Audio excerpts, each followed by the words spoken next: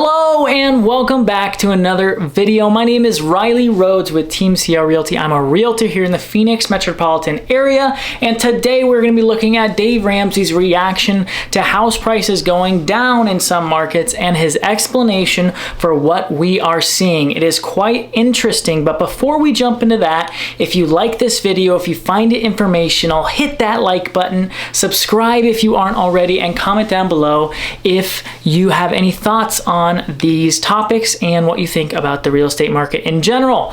Let's jump right into Dave's thoughts. First clip we are going to look at is him tripling and quadrupling down on his message. You know, you want to scam the system, and the system isn't broke, and it means delayed pleasure.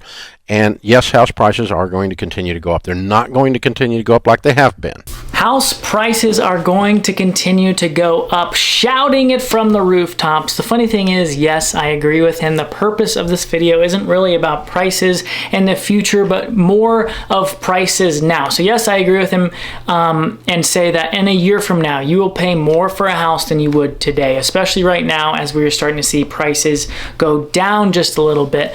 But what he has yet to address is the reality that prices are starting to come down a bit. Then we have his co-host bring him the tough questions, which I absolutely commend. She does dance around it just a little bit, but let's hear what she has to say about this. This morning, the 7 cities where it continues to increase substantially, right? So there was, so I read that. And then there are places though that you're seeing prices go down.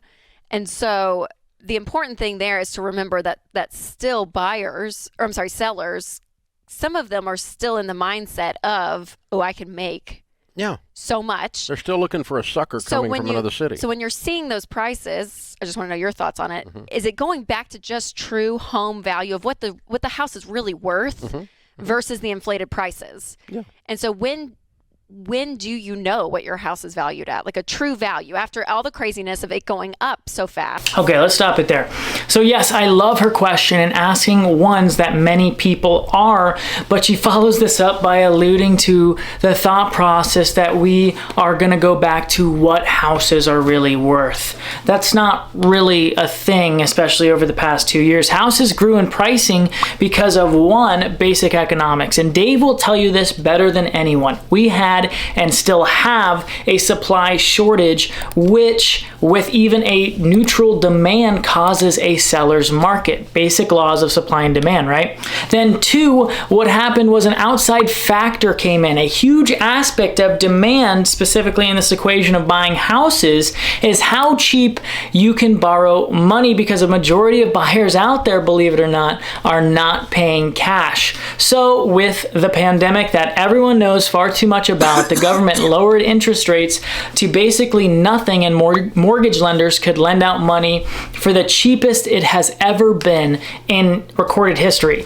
This brought prices up, which Dave mentions at the beginning of the video, 29% year over year. And 29% it went up. Oh my, that's unbelievable. Yeah. Record highs. So Dave goes on to explain the definition of market value. Let's go ahead and hear what he has to say. Fast.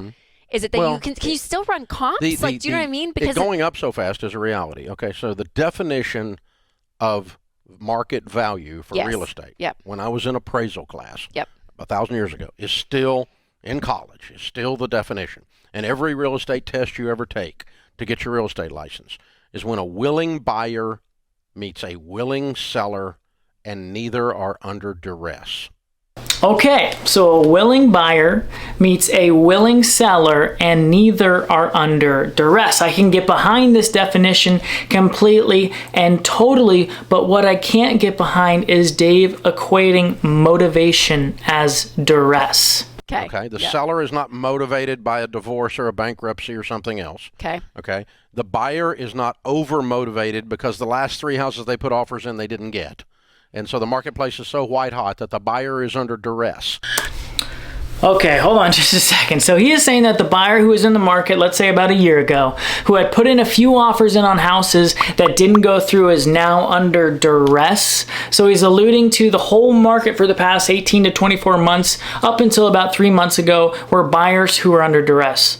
I'm not sure if you've ever heard the saying, you can't have your cake and eat it too, and I think that applies here. Dave is using the numbers of appreciation of 29%. 29%? Yeah, he is saying that you can't count the values of houses because buyers were under duress. I don't understand. Let's see what he says next. And so some of these buyers were paying above market value, but their purchase does not enter into an appraisal. That property is not an actual indicator of value. Okay. Yes, that purchase does, Dave. That purchase will go into the equation when every house is going above asking price during that time, and that is why we have record high inflation of real estate in the market over 2021.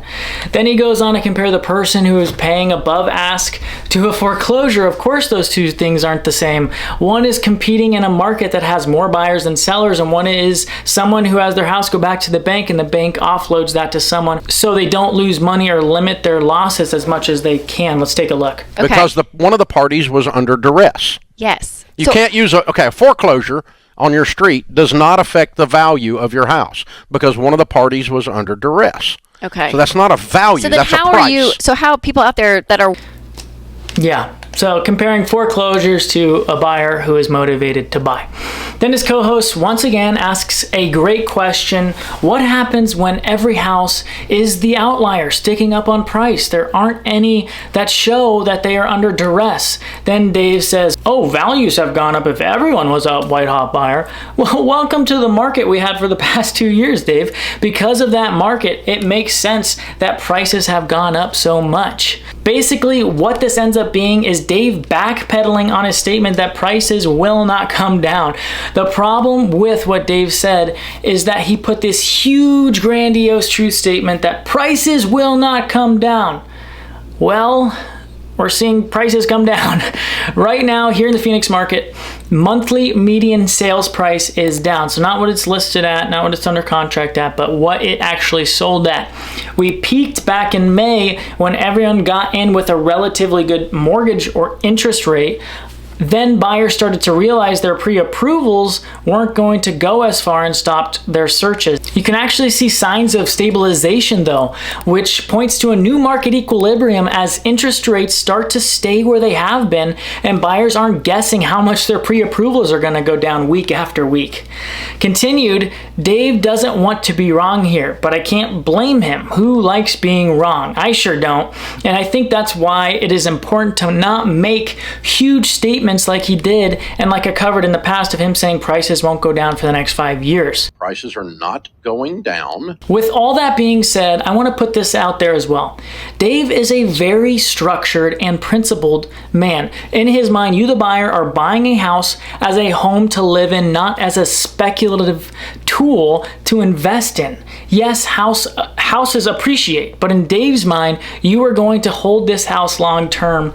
And in that respect, I would have to agree with him that a house bought today or even back when it peaked in May is going to be worth more 5 years from today, especially in the Phoenix market, which we had the largest population growth in the nation by county from 2010 to 2020. Dave is a personal finance guy who is great at getting people out of debt and teaching people to live below their means, but that doesn't mean he has the ability to predict the market. An example, prices going down when he said they wouldn't. This shows that the market is brutal and listens to no one.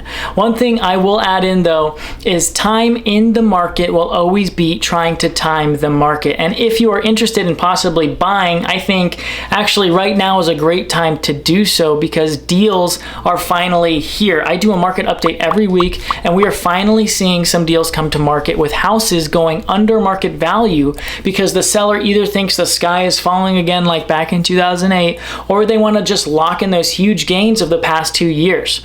To go along with this, the market is stabilizing and buyers are starting to come back as they realize they can get seller credits and put tens of thousands towards their down payment or loan buy down, or a combination of both, to make their house even cheaper. I don't think this period will last long of getting good deals again. But again, I cannot tell you 100% certainty where the market is going. If you want more data on this market in the Phoenix metropolitan area, take a look at my market updates and the data that comes along with them.